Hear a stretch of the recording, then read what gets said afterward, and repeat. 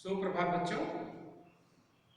आशा ही नहीं पूर्ण विश्वास है कि आप घर में हर सब्जेक्ट की पढ़ाई बहुत अच्छे ढंग से कर रहे होंगे और हर सब्जेक्ट के साथ साथ संस्कृत विषय भी आप अपनी पढ़ाई कर रहे होंगे। प्यारे बच्चों, संस्कृत विषय में अभी तक 4 चैप्टर, पहला, दूसरा, तीसरा और चौथा, ये 4 चैप्टर कंप्लीट हो चुके हैं और आज हम 5वां चैप्टर लेकर के आपके सामने हैं। 5वां चैप्टर है पंडिता रमाबाई। पंडिता रमाबाई। प्यारे बच्चों, ये उस समय की बात है जब हमारा समाज रूढ़िवादी परंपराओं से बंधा हुआ था। पहले से और आज में बहुत अंतर आ गया। आज रूढ़िवादी परंपराएं धीरे धीरे समाप्त होती चली जा रही हैं। जहां पहले के जमाने में समाज में महिलाओं को पढ़ने की इजाजत नहीं थी, उन्हें घर के अंदर, चहर दीवारी के अंदर के सारे काम निपटाने होते थे। खाना बनाना, घर गृहस्थी संभालना। उन्हें गांव में या गांव से बाहर जाकर के पढ़ने की इजाजत नहीं हुआ करती।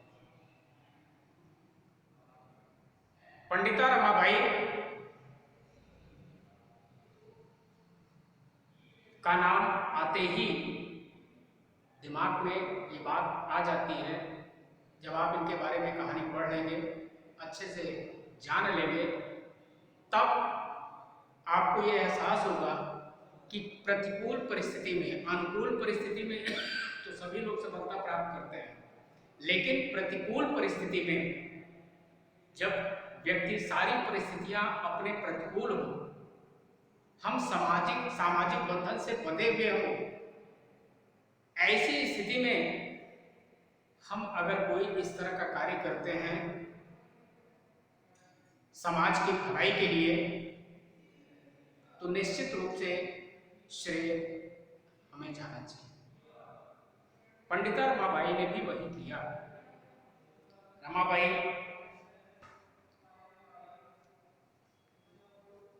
का जन्म 1858 ईस्वी में हुआ था। जन्म 1858 ईस्वी में कहाँ हुआ था? महाराष्ट्र। इनके पिता अनंत शास्त्री डोंगरे और माता लक्ष्मीबाई थी। प्यारे बच्चों, उस समय शिक्षा की स्थिति, महिलाओं की शिक्षा की स्थिति बहुत ही दयनीय हुआ करती थी हमारे समाज में। अभी मैंने बताया कि महिलाओं को पढ़ने पढ़ाने की इजाजत नहीं थी, उन्हें घर से बाहर निकलने की इजाजत नहीं थी, विद्यालय जाने की इजाजत नहीं थी, और इसके ऊपर संस्कृत की शिक्षा तो कोई कल्पना भी नहीं कर सकता था कि कोई महिला, कोई लड़की संस्कृत की शिक्षा भी प्राप्त करेगी। लेकिन इनके पिताजी पढ़े लिखे थे। उन्होंने सामाजिक जो रूढ़िवादी परंपराएं थी, उन परंपराओं को तोड़ा और स्वयं वो पढ़े लिखे थे और अपनी पत्नी को उन्होंने संस्कृत की शिक्षा दी। देखिए, पहले अनुच्छेद में देखिए, स्त्री शिक्षा अग्रगण्या पंडिता रमाबाई 1858 तमे ख्रीष्टाब्दे जन्म कल्पत। अनंत तस्याः पिता अनंत शास्त्री डोंगरे माता च लक्ष्मीबाई आस्ताम्। तस्याः पिता अनंत शास्त्री डोंगरे माता च लक्ष्मीबाई आस्ताम्। तस्मिन् काले स्त्री शिक्षायाः स्थिति चिंतनीया आसीत्। स्त्रीणां कृते संस्कृत शिक्षणं प्रायः प्रचलिता नासीत्, किंतु डोंगरे रूढ़िबद्धां धारणां परित्यज्य स्वपत्नीं संस्कृतम् अध्यापयत्। एतदर्थं स समाजस्य प्रतारणाम् असहत् अनन्तरं रमा अपि स्वमातुः संस्कृतशिक्षां प्राप्तवती। इसका अर्थ देखिए, एक एक लाइन एक एक शब्द का अर्थ प्यारे बच्चों बहुत ध्यान से देखें। स्त्री शिक्षा क्षेत्रे अग्रगण्या, स्त्री शिक्षा के क्षेत्र में यानी महिलाओं की शिक्षा के क्षेत्र में उसकी अगुवाई करने वाली पंडिता रमा शास्त्री रमाबाई का जन्म सन 1858 ईस्वी में हुआ था। ख्रीष्टाब्दे, ख्रीष्टाब्दे का अर्थ होता है ईस्वी। स्त्री शिक्षा के क्षेत्र में अगुआ पंडिता रमाबाई का जन्म सन 1858 ईस्वी में हुआ था। तस्याः पितानंद शास्त्री डोंगरे, माता च लक्ष्मीबाई आस्ताम। पिता कौन थे? अनंत शास्त्री डोंगरे।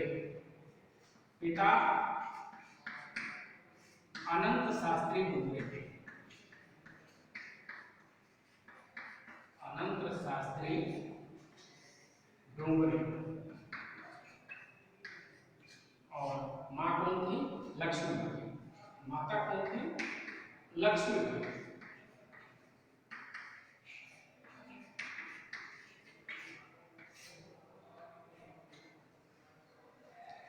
लक्ष्मीबाई रानी की झांसी नहीं, ये दूसरी लक्ष्मीबाई थे। इनका जन्म महाराष्ट्र में हुआ था। इनके पिता शास्त्री डोंगरे थे और मां लक्ष्मीबाई थी। तस्मिन् काले स्त्री शिक्षाया स्थिति चिंतनीय आसीत्। उस समय महिलाओं की शिक्षा की स्थिति बहुत ही दयनीय थी, चिंतनीय थी। चिंतनीय इसलिए कहा जा रहा है क्योंकि उनको पढ़ने का अधिकार नहीं था, समाज ने अधिकार नहीं दिया था। समाज ने, इसी को कहते हैं रूढ़िवादी परंपरा, कि उस समाज में वर्षों से ये परंपरा चली आ रही थी कि कोई भी महिला घर से बाहर जाकर के शिक्षा कार्य नहीं करेगी, शिक्षा नहीं प्राप्त करेगी, कहीं विद्यालय में नहीं जाएगी। लड़कियों को भी पढ़ने के लिए मनाही थी, प्रतिबंध था। स्त्रीणाम कृते संस्कृत शिक्षा प्रायः प्रचलिताम नासीत्। और महिलाओं के लिए संस्कृत की शिक्षा प्राप्त करना ये प्रचलन में ही नहीं था, कभी नहीं था। किंतु डोंगरे रूढ़िबद्धां धारणां परित्यज्य स्वपत्नीं संस्कृतम् अध्यापयत्।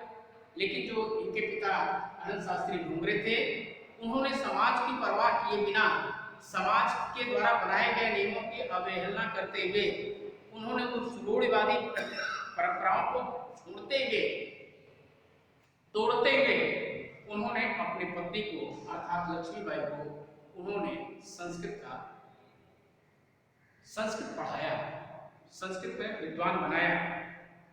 एतदर्थं स समाजस्य प्रतारणाम् असहत्। और उस समय क्या होता था कि सामाजिक जो रूढ़िवादी परंपराएं चली आ रही हैं, समाज के लोग उसका पालन करते थे, और समाज का वह व्यक्ति जो उन नियमों का पालन नहीं करता था, उसे समाज प्रताड़ना देता था, उन्हें समाज से बहिष्कृत कर देता था, बाहर कर देता था। तमाम तरह के कमेंट होते थे उन पर, अननेसेसरी, अनावश्यक उनको ताने दिए जाते थे। उन्होंने सब कुछ सहा। एतदर्थं स समाजस्य प्रतारणाम् असहत्। इसके लिए उन्होंने समाज की प्रताड़ना को भी सहा। अनंतरम रमा अपि स्वमातुः संस्कृत शिक्षा प्राप्त होती। और बाद में कालांतर में रमा भी अपनी माँ से उन्होंने संस्कृत शिक्षा प्राप्त की, अपनी माँ से संस्कृत शिक्षा प्राप्त की। कालक्रमेण रमायाः पिता विपन्नः संजातः। विपन्नः का अर्थ होता है गरीब, विपन्नः का अर्थ होता है गरीब। विपन्नः का अर्थ होता है गरीब, गरीब। कालांतर कहने का अर्थ कालक्रमेण, समय चक्र होता है, कभी किसी का अच्छा समय चलता है, कभी बुरा समय आता है। तो रमा के जो पिता थे अनंत शास्त्री डोंगरे, समय बदलने के साथ साथ, समय बीतने के साथ साथ ये बहुत गरीब हो गए। तस्याः पितरौ ज्येष्ठा भगिनी च दुर्भिक्ष पीड़िता दिवंगता।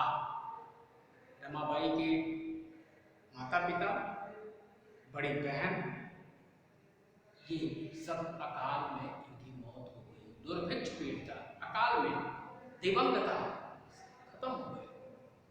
अकाल पड़ा और उस अकाल में रमा के माता पिता और उनकी बड़ी बहन ये खत्म हो गए।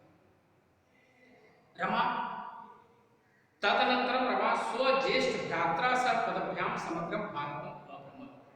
उस समय रमा बची परिवार में और रमा का बड़ा भाई, रमा अपने बड़े भाई के साथ पैदल ही समग्र भारतम, पूरे भारत में हर राज्य में गई, पैदल ही भ्रमण क्रमे सा कोलकाता प्राप्त, और घूमते घूमते पैदल चलते चलते वह बंगाल की राजधानी कलकत्ता पहुंची, कोलकाता। संस्कृत वैदुष्येण सा तत्र पंडिता सरस्वती च इति उपाधिभ्याम विभूषिता। और चूंकि ये पढ़ी लिखी थी, विद्वान थी, संस्कृत भाषा की जानकार थी, इसलिए जब ये कलकत्ता पहुंची तो वहां जब रहने लगी तो वहां के समाज ने, पढ़े लिखे समाज ने इन्हें वहां पर पंडिता और सरस्वती ये दो उपाधियों से इन्हें अलंकृत किया। पंडिता इसके बाद ही इनके नाम के साथ जोड़ा गया, ये उपाधि दी गई थी कलकत्ता में, पहले इनका नाम सिर्फ रमा था।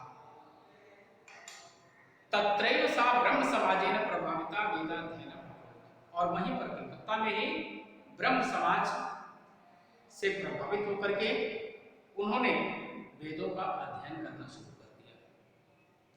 पश्चात शास्त्रीणाम कृते वेदादीनाम शास्त्राणाम शिक्षायां आंदोलन प्रारब्ध होती, और इसके पश्चात वह महिलाओं के लिए वेद और शास्त्रों की शिक्षा इनको दी जाए, इसके लिए उन्होंने आंदोलन भी प्रारंभ किया।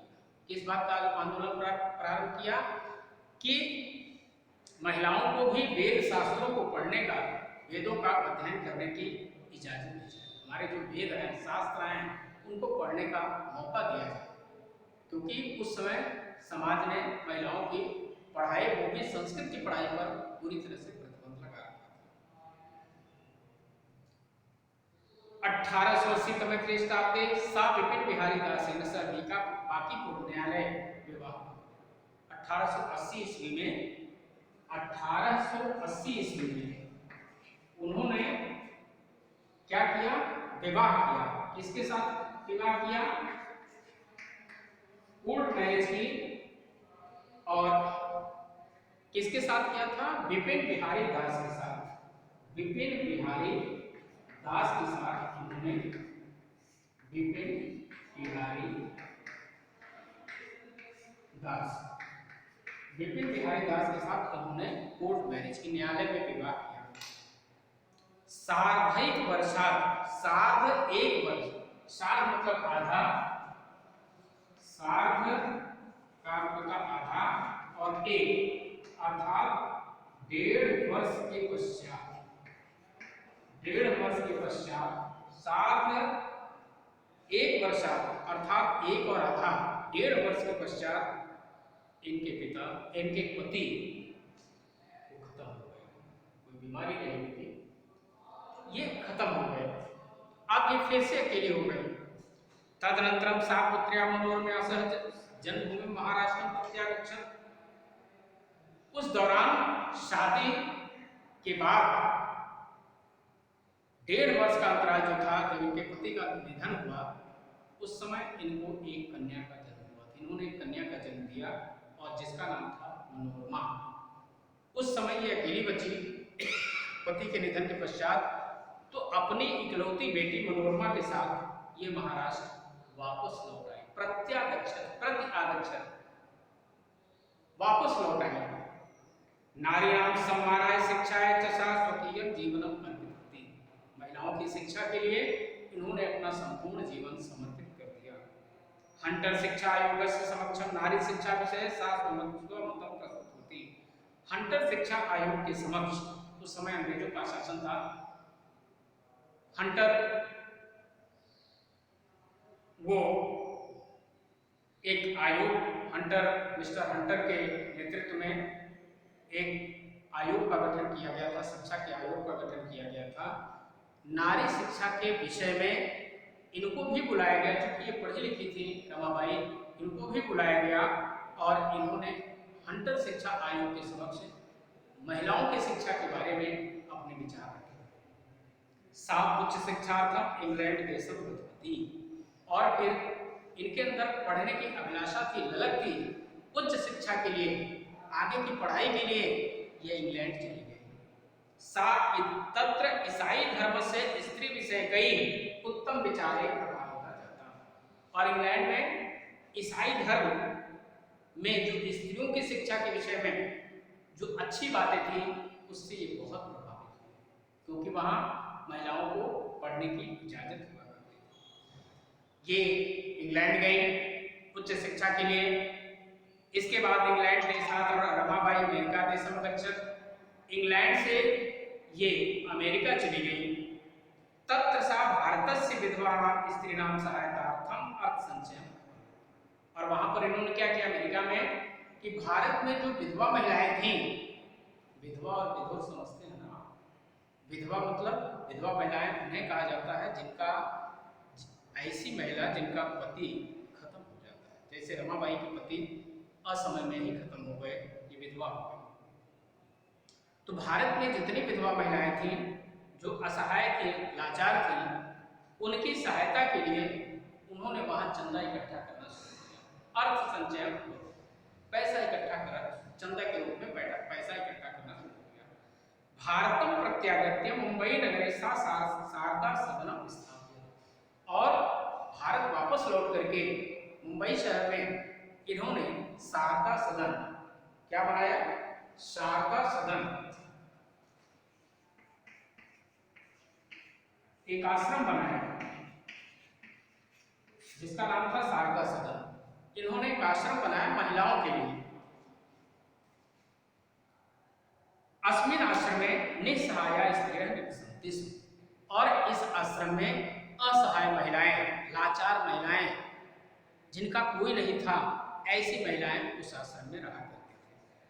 तत्र स्त्रियः मुद्रण टंकण काष्ठ कलादीनांच प्रशिक्षण अपनवन्ति स्म, और उस आश्रम में महिलाएं आत्मनिर्भरता के लिए वो छपाई का काम, टाइपिंग का काम, लकड़ी का काम वो सीखती थी। परम इदम सदनम पुणे नगरम स्थानांतरण जातम, बाद में इस आश्रम को मुंबई से पुणे नगर में, पूना जिसको कहते हैं, वहां पर स्थापित किया गया। तत्र पुणे नगर समीपे केड़गांव स्थाने मुक्त मिशन नामक संस्थान तथा दया स्थापित, और पुणे नगर में उनके द्वारा क्या किया गया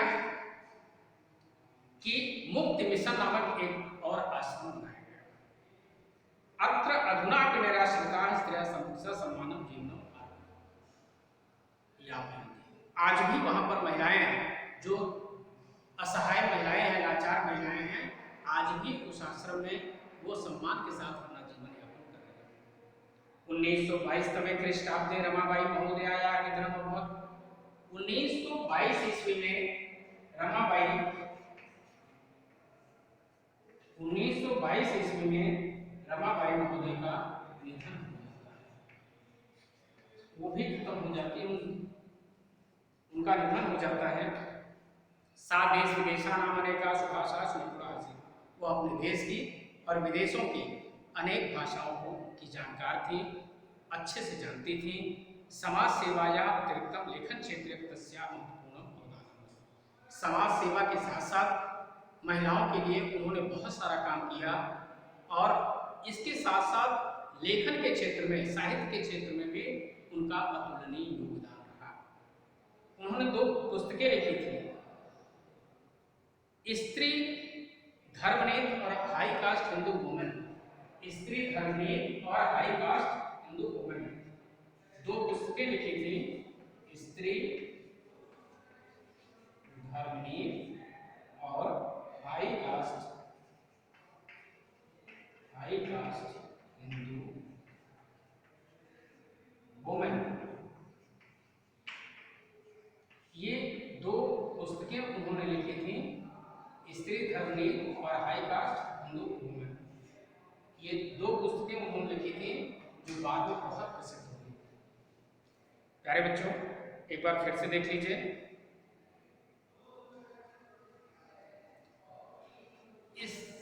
इस तरह से रमाबाई के जीवन चरित्र को, उनके जीवन से संबंधित कुछ संक्षिप्त जानकारी हम लेते हैं। प्यारे बच्चों, ऐसे तमाम लोग हमारे देश में पैदा हुए। यूँ तो पैदा बहुत सारे लोग होते हैं, कब पैदा होते हैं कब मर जाते हैं पता ही नहीं चलता है, लेकिन हम अपनी पुस्तकों में ऐसी ही शख्सियत के बारे में पढ़ते हैं जिन्होंने समाज के बारे में, जिन्होंने मानवता के लिए अपना जीवन समर्पित कर दिया था। इसी क्रम में ऐसी ही शख्सियत रमाबाई थी। रमाबाई जिस समय पैदा हुई, उनके समय में पढ़ाई का कोई महत्व नहीं था। महिलाओं के लिए, महिलाओं को पढ़ाया नहीं जाता था, लड़कियों को पढ़ाया नहीं जाता था। सामाजिक एक रूढ़िवादी परंपरा बनी हुई थी। उस परंपरा को तोड़ करके इनके पिता ने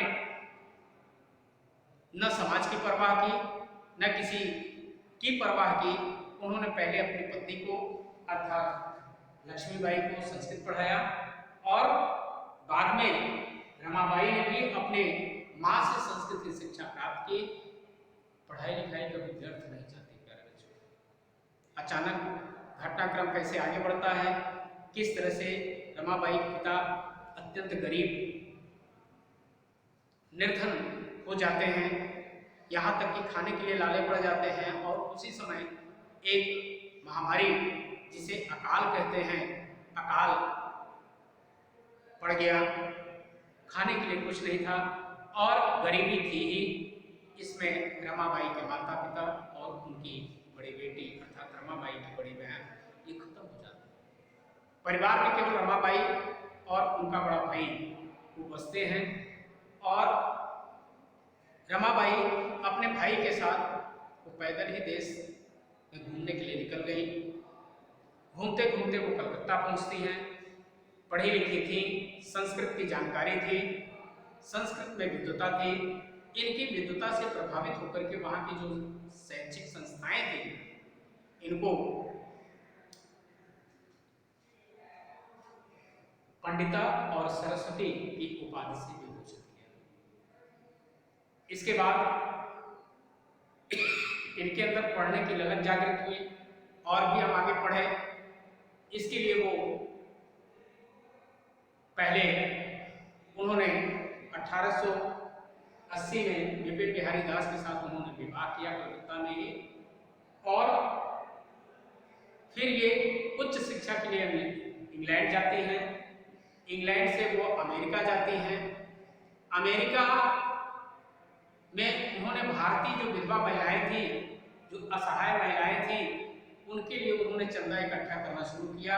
और जब कुछ पैसे इकट्ठे हो गए तो वो भारत वापस आती हैं और भारत आकर के मुंबई में शारदा सदन नामक एक आश्रम बनाया। उस आश्रम में ऐसी ही असहाय महिलाएं, विधवा महिलाएं वहाँ रहती थी और उन्हें बहुत सारी चीज़ें, टाइपिंग है, छपाई का काम है, लकड़ी का काम है, इससे बनी हुई चीज़ें कैसे बनाई जाती है सब सिखाया जाता था। और इसलिए कि वो आत्मनिर्भर को सीख लें और आत्मनिर्भर बन जाए। इसके बाद वो फिर मुंबई से ये आश्रम बाद में पुणे स्थापित हो गया। पुणे में उन्होंने मुक्ति मिशन नामक एक दूसरा आश्रम बनाया। वहाँ फिर 1880 में 1922 में इनका निधन होता है। इन्होंने समाज की भलाई के लिए अपना पूरा जीवन समर्पित कर दिया और साथ ही साथ समाज सेवा के साथ साथ महिलाओं की शिक्षा की स्थिति में जितना हो सकता था इन्होंने किया। और साथ ही साथ इन्होंने लेखन के क्षेत्र में भी महत्वपूर्ण योगदान दिया। दो इनके द्वारा लिखे हुए छाया स्त्री धरणी और आई का सिंदूर जो इन्होंने लिखा था बहुत प्रसिद्ध हुए। प्यारे बच्चों, इस तरह से रमाबाई के बारे में हम इस चैप्टर में पढ़ते हैं। आगे जब भी क्लास मिलेगा हम इनके बारे में एक बार फिर और जानकारी लेंगे। बहुत बहुत